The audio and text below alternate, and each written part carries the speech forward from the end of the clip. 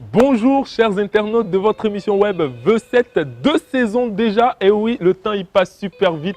Moi je suis content de vous retrouver, toute mon équipe aussi. Aujourd'hui là, nous posons nos valises et nous rendons visite à une étoile montante de la musique ivoirienne. C'est un jeune talentueux, je ne vous en dis pas plus. Nous partons là pour sa bio et c'est maintenant, on y va.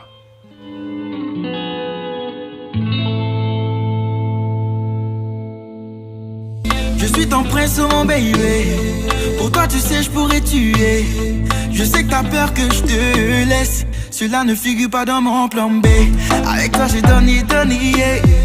On ira mollo, pas comme eux. Je suis différent. Pour toi, je meurs, je mets la différence. À toutes les autres, je suis indifférent. Je t'aime, chérie, c'est une confidence. Je suis pas comme eux, je suis différent. Pour toi, je meurs, je mets la différence. À toutes les autres, je suis indifférent. Je t'aime chérie, c'est une confidence. Bonjour Rémi. Bonjour Frangin, comment tu vas? Ça va. C'est Daniel Ebalé à l'état civil, c'est ça? Effectivement. On en a parlé tout à l'heure au niveau de la bio. Alors, là on va mettre les pieds dans les plats. On a envie de savoir, Rémi Adan, d'où te vient cette inspiration pour le nom? Faut dire que Rémi Adan, pour le nom, c'était dans le tout début de la carrière. D'accord. Voilà, il y avait un centre catholique qu'on appelle Orebi, que fréquentaient différents étudiants de différentes facultés. D'accord. Donc là, il faut dire qu'au départ, j'essayais d'apprendre la guitare. Mais il y avait 2 accords de musique qui me fatiguaient. Donc c'était ça, quand on arrive dessus, je ne peux pas faire quoi. Voilà, il y avait Ré et puis il y avait Mi. Ah d'accord. Donc tu vois, un soir comme ça, à force de persévérer, lorsque j'ai pu jouer une ligne avec Rémi, ouais, vraiment c'était vraiment super. C'était... Il y avait une joie, il y avait certaines réussite. choses qui, voilà, donc après Rémi est resté. Maintenant Edan, on va dire que ça vient de mes prénoms, Ange Daniel. Voilà. D'accord, d'accord. Donc Rémi Edan. super. Alors, Rémi Edan, bien sûr, tu as parlé de tous ces moments-là que tu as passé à essayer justement dans la musique. Et donc, tu as eu à collaborer avec pas mal de gens. Tu as même appartenu à un groupe à l'époque. Alors, comment ça s'est fait la rencontre avec le groupe? Avec Indéfini, voilà, on était étudiants. Hein. Je crois que je devais être en licence 2. Donc, il y avait un pote à moi, Zach, que je salue au passage. Qui était rappeur. Lui, il rappait depuis un beau bout de temps. Donc, il m'a fait savoir comme ça qu'il partait faire un featuring avec l'un de nos ex-membres, Jeff Wina. Donc, j'ai dit, vu que moi, je suis un passionné de musique et je ne suis jamais entré dans un studio, alors si je t'accompagnais. Donc, voilà que j'accompagne mon pote. On arrive au studio. Juste après avoir fini de poser son couplet, il y a la voix qui est cassée, en fait. Alors qu'il y a le refrain qui n'a pas encore été fait.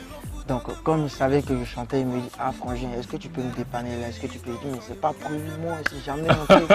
J'ai jamais chanté. J'imagine la galère.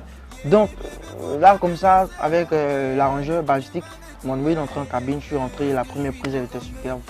À la suite, ça, Jeff est venu, c'était vraiment bon. Et donc, c'est là que le groupe est né. Et avant ça, est-ce que déjà toi, tu pensais à une carrière musicale? Sans mentir, non, pas vraiment. Pas vraiment parce que faut dire que je suis un grand fan aussi des études. Voilà, donc moi je me voyais finir à NASA quoi.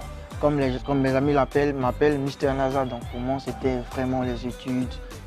Au pire je me voyais peut-être dans la communication, dans l'informatique, mais pas devenir musicien. Et là finalement au lieu de travailler à la NASA aux États-Unis, tu finis dans la même carrière que NASA. C'était bien. Finalement. Belle transition je pense. Alors là, Rémi, je me dis qu'il commence avec Indéfini, c'est ça? Donc ça démarre ensemble. Et quand même, parallèlement, j'ai vu dans ta bio que tu continuais à poster des covers sur Internet, donc des reprises de chansons. C'était quoi? Est-ce que tu te voyais plus carrière solo ou qu'est-ce que c'était? Parce que tu étais déjà dans un groupe, mais tu continuais quand même à faire des covers, pas forcément avec ton groupe. En solo, est-ce que c'était déjà les prémices d'une carrière solo pour toi? Bon, sans mentir, je ne vais pas dire que c'était des prémices. Donc, il y avait, en Côte d'Ivoire, il faut dire qu'il y a beaucoup plus de rappeurs. On voit beaucoup de rappeurs. Tout le monde s'adonne à ce genre musical. Donc, il y a très peu de chanteurs. Ça, c'est d'abord un. Et il faut dire qu'en Europe, il y a des gens qui ne sont pas forcément des artistes chanteurs, qui sont peut-être des interprètes, mais qui ont une certaine popularité, qui ont même de l'argent, tout que je peux dire. Je me dis, pourquoi ne pas essayer de faire des covers, des reprises comme tu l'as dit, en Côte d'Ivoire ici. Ça sera vraiment une belle aubaine pour moi. Et aussi, paradoxalement, ça me permettait aussi, ça donnait une certaine cote à Rémi, ça pouvait donner aussi une certaine cote au groupe, tu vois. Donc voilà comment j'ai commencé avec le cover petit à petit. Et voilà. Et là, on t'a collé l'identité d'un Dadju ivoirien. Et c'était parce que tu reprenais beaucoup les chansons de Dadju, c'est ça?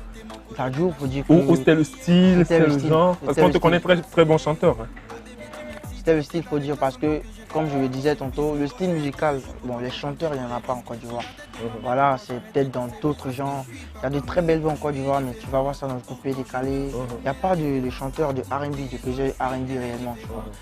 Donc, faut dire, comme j'ai commencé à développer ce genre musical, et à ce moment, même d'actualité, c'est Dadju, tout le monde. Oui, bien sûr. Dadju, donc les gens ont rapidement fait le rapport. Voilà. Alors là, tu as parlé de R&B. Est-ce que tu définis ton style de rap comme étant du R&B ou comment tu le définis, toi, ton style de rap? Mon style de musique, c'est... Autant pour moi, ton style de musique, pardon. Le style de musique, j'ai tendance à dire R&B parce que c'est ce que les gens connaissent. Quand tu commences à chanter du love, on dit « Ah, il fait du R&B ». Sinon, mon style, c'est le jam ça, ma bien. Ça, c'est un style particulier. Ah, d'accord. Voilà. Donc, c'est ton style propre à toi. C'est propre à moi. D'accord, voilà. Ok, très bien. Alors, les covers sont en ligne. Il y a beaucoup de personnes qui te suivent et qui découvrent ce talent dans la voix. Et puis là, la rencontre avec Colbert, comment ça s'est fait? Parce que là, on a envie d'être dans les secrets des dieux. Comment ça s'est passé? Parce que là, on voyait les covers, on voyait les interprétations des chansons. Et puis, allez, un coup, on voit une signature avec Général Colbert, qui est une grande maison de production et que je salue au passage. Alors, comment ça s'est passé, cette rencontre-là? Jusqu'à présent, je ne vais pas dire que j'en reviens pas, mais ça me fait toujours ce petit... Ça te fait là, oui, voilà. Ça se voit. Donc, au fait, il faut dire surtout que c'est un acharnement au travail. Oui. Surtout ça, parce que j'ai passé beaucoup de temps à bosser. À la base, je ne suis pas musicien, mais je me suis fixé des objectifs. Je me dis, ah, il faut que je joue de l'instrument. Et sans l'aide de personne, j'ai commencé à bosser, j'ai commencé à jouer de cet instrument. Donc, c'était toujours dans les covers. Les covers, sans forcément attendre un producteur.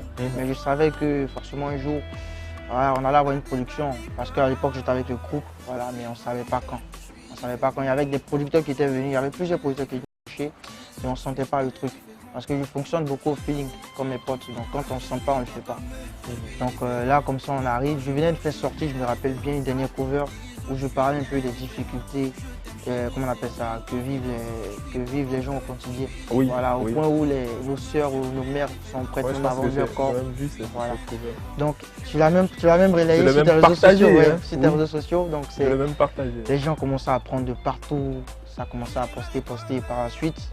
Moi, j'étais chez ma mère. Je suis venu voir ma mère à Yopougon. Oui, je rappelle et on salue ta maman qui est à Yopougon. Big up à maman qui a toujours cru en toi, je pense. Donc là, j'étais venu la voir. Le matin, je me lève, je prends mon téléphone. Comme toujours, je consulte mes messages. Bien sûr. Et je vois un message de Général Colbert. Veuillez m'appeler sur tel numéro. Là, j'en revenais pas, mais je dis bon. Ça, on sort et puis on revient sur le message. Tu reviens parce que tu t'es dit, attends, on voit la bonne chose là. J'ai dormi où ça, mais ça va être la famille, je sais pas quoi. Donc là, j'appelle, effectivement, c'est lui qui décroche. Il me dit, salut Rémi, tout. Je te suis depuis un temps, tu fais du bon taf, moi je veux bosser avec toi. Voilà. Donc, maman était à côté. On a parlé avec le général, on a parlé près de 7 minutes et tout. Je lui ai montré que vraiment, faire carrière, c'était vraiment quelque chose que je voulais, que je sentais depuis longtemps. Donc, moi, ça ne me gêne pas. Ça me gêne pas. Et voilà, c'est comme ça que c'est parti. Et ça n'a même pas duré. Ça n'a pas. Je ne vais pas dire que ça a été tellement rapide. C'était tellement rapide que, paf, quelques jours après, signature. D'accord. Alors, je sais pas moi, et je suppose que nos internautes vont se poser la même question. Tu étais dans un groupe et là, la signature se fait avec Général Colbert qui est intéressé par toi. On a envie de savoir, est-ce que ça s'était préparé de quitter ton groupe et donc d'aller en solo? Ou si ce n'était pas préparé, comment est-ce que ça tu l'as géré avec ton groupe? Parce que je suppose, hein, on est content pour toi, mais après le groupe se demande, le gars il va partir, c'était notre gars, c'est toi qui chantait bien et tout. Comment est-ce que ça a été géré dans le groupe? D'abord, on était trois. On était trois, indéfinis, c'était 3 personnes. Il y a Zach qui nous a laissé en coup de route. Et donc, finalement, je suis resté avec Jeff. Donc, il y avait Rémi et puis avec Jeff. Donc, comme je le disais, tantôt, il y avait des producteurs qui nous avaient approchés. Et on le sait toujours. Il y a toujours des petits trucs que l'autre ne sent pas, que l'autre sent, que tout. Donc, ça faisait à chaque fois qu'on ne pouvait pas s'engager dans les productions. Et à ce moment aussi, il faut dire qu'on est arrivé à une étape du groupe où chacun avait, on va dire, ses objectifs à lui. Chacun avait, autant pour moi, chacun avait sa manière de voir les choses. Et moi, je lui dis toujours, je n'ai pas quitté Indéfini. Voilà, ça, on reste indéfini dans l'âme, on reste indéfini dans la manière. C'est un état d'esprit. C'est plus, au fait, c'est plus un état d'esprit qu'un groupe à la base. Donc, avec Jeff, j'ai toujours de super bons rapports, comme avec Zach. Mais ça arrivait comme ça, c'était une carrière solo qui arrivait et voilà, il était pour. Il était pour parce que lui aussi sentait le besoin de s'exprimer voilà, en carrière solo. Vu que depuis un temps, c'était plus Indéfini qu'on voyait, c'était Rémi et Dan. On pensait que Rémi c'était Indéfini. Alors que ça, je ne sentais pas ça.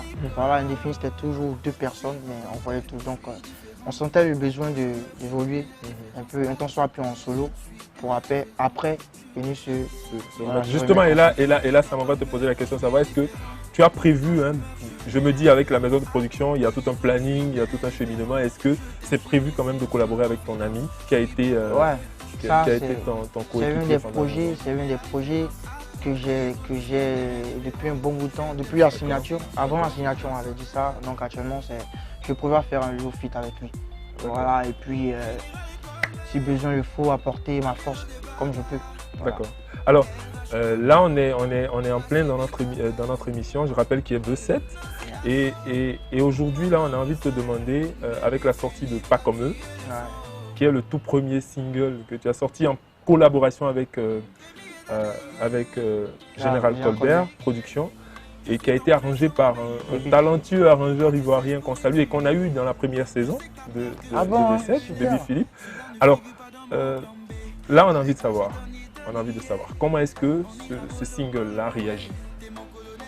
Le single vraiment réagit vraiment positivement. D'accord. Et jusque-là, on va dire que tout se passe bien. Tout se passe bien parce que je ne m'attendais vraiment pas aussi à ce que ça prenne aussi de l'ampleur. Parce qu'aujourd'hui, ce qui fait que je dis que le single réagit bien, c'est les retours différents des autres pays, au niveau de la sous-région.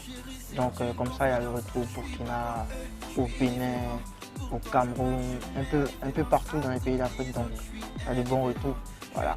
Et là, il y a un second single qui est sorti. Effectivement. Et qui est intitulé Juste pour toi. Juste pour toi qui vient de sortir. Qui est très bon également, ouais. Que je conseille à nos internautes de suivre et d'écouter.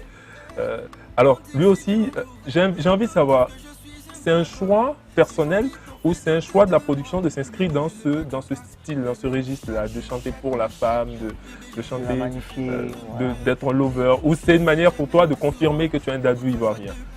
Bon, un dadou ivoirien, le nom même je ne le sens pas.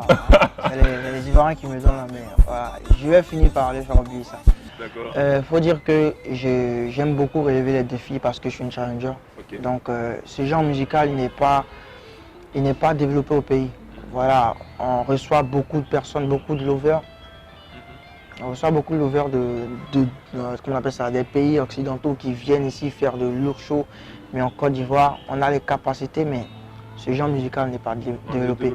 Voilà, donc moi je me suis dit pourquoi pas imprégner ça, pourquoi pas donner une certaine image à ce genre musical. Voilà, bravo, en tout cas, nous on invite tous nos followers à s'abonner, à écouter, à consommer. Il faut surtout acheter les CD, il faut surtout acheter quand il faut en ligne et tout ça. C'est ça qui fait vivre l'artiste. Donc il faut vraiment mettre l'accent. Si vous aimez votre artiste, il faut vraiment mettre l'accent dessus. En tout cas, nous, ça a été un pur plaisir de partager ce temps avec toi. On ne peut pas te laisser partir. Sans avoir un conseil de toi qui a quand même, je dirais pas duré dans l'underground, mais qui a quand même passé un bon bout de temps à attendre que le grand jour arrive, donc qui finit avec une maison de production. Alors pour tous ces jeunes qui sont passionnés de musique comme toi et qui vont à l'école, qui ne comptent pas arrêter l'école, mais qui savent jongler entre club universitaire et la musique, quel conseil tu leur donnes? Alors ce conseil, c'est vraiment quelque chose, c'est un conseil vraiment important qu'il faut vraiment considérer parce que ce sont des trucs que j'ai vécu moi-même. Voilà. D'abord, il faut savoir ce qu'on veut. Moi, je dis toujours que peu importe ce qu'on veut, peu importe ce que tu veux devenir dans la vie, ça part du fait où d'abord tu sais ce que tu veux. Dès l'instant où tu sais ce que tu veux, tu as conscience de ce que tu es prêt à sacrifier pour obtenir ce résultat. Voilà. tout commence à... On va pas dire que tout coule facilement, tu vois là, mais les choses commencent à venir pas à pas. Et puis vraiment, il faut être patient. Il ne faut pas courir. Il faut vraiment être patient et il faut bosser. Ah, il faut bosser parce qu'il n'y a que le travail qui paye, comme on le dit. Donc vraiment, beaucoup de patience, du travail et puis vraiment être objectif. Et comment tu fais? C'est dessus qu'on va finir. Comment tu fais pour concilier ta vie et ta carrière musicale? Parce que je sais que tu continues les études. Comment est-ce que tu réussis à faire ça? C'est très difficile, hein, très difficile. Dire que c'est quelque chose qui est aisé, ça serait un peu mentir. Voilà.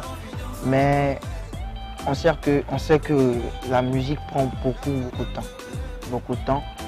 Donc, au niveau de l'école, vu que je suis sur la fac, là, bientôt, je finis avec le master. Donc, on a d'abord, voilà, on essaie de concilier dans le sens où, quand c'est les cours qui priment. Tu vois, quand c'est les cours qui priment. Et quand tu as un petit temps libre, c'est à fond. Voilà, c'est-à-dire que quand je sais que j'ai les cours, j'ai les TD, j'ai les compos, je m'y mets à fond. Voilà, je reste focus là-dessus. Et il faut dire, vu que tu mets du temps dans quelque chose, c'est clair que tu perds aussi du temps. Voilà, il y a un résultat. Mais quand je finis aussi au niveau de l'école, j'entame en même temps. Super, voilà. super. Et là alors, aussi, mon producteur il m'aide vraiment bien. Oui. Parce que voilà, il est compréhensible. Très bien. Alors nous, on te souhaite une fructueuse, une très belle carrière. On sait que tu es talentueux et donc tu n'es même pas encore à la moitié pour nous, de la dimension de ton talent. Donc on te souhaite d'avoir une fructueuse carrière, une très belle carrière. Ça a été pour nous un réel plaisir, gars, un réel plaisir de partager V7 avec toi. Alors nous sommes en plein dans la deuxième saison de V7. On vous promet beaucoup de choses. Alors cette émission a été coproduite par Initial TV en collaboration avec M2M Productions. C'est V7. Vous faites bien d'être là parce que vous serez surpris. On est ensemble les gars. D'autres trouvent que je suis un bad boy.